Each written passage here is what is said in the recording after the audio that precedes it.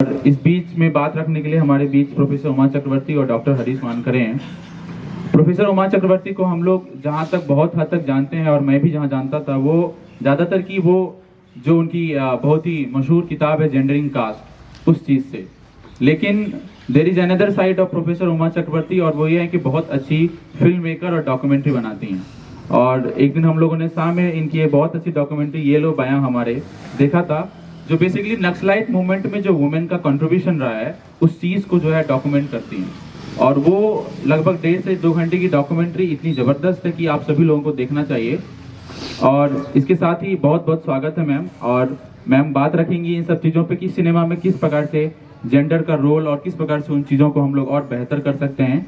और इस बीच हमारे बीच डॉक्टर हरीश वानखड़े हैं, जो सेंटर फॉर पॉलिटिकल स्टडीज़ में असिस्टेंट प्रोफेसर हैं और लंबे समय से ये सिनेमा पर लिख रहे हैं और लिखते आ रहे हैं।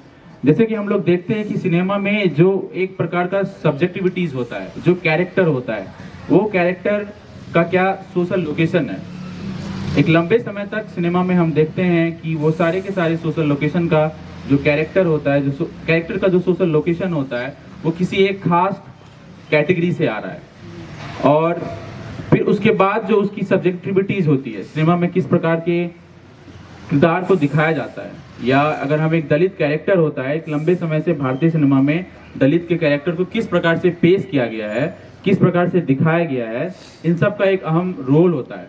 और इन सब चीज़ों को हम ऐसा मानते हैं कि डॉक्टर हरीश वानखड़े अपने आर्टिकल्स में जिस प्रकार से वो लेकर के आ रहे हैं इन चीज़ों को, और एक नया डिस्कोर्स बना रहे हैं। और बहुत सारे वेब सीरीज में आजकल हम लोग देख रहे हैं कि जो दलित कैरेक्टर है, उस दलित कैरेक्टर का क्या एक इम्पॉर्टेंट रोल होता है। और इसी बीच इन सब चीज़ों पर बात करने के लिए हमारे पास डॉक्टर हरीश वानखड़े हैं। तो अब मैं सेशन को शुरुआत करना चाहता हूँ बिना कोई डिले के। प्रोफेसर उमा चक्रवर्ती।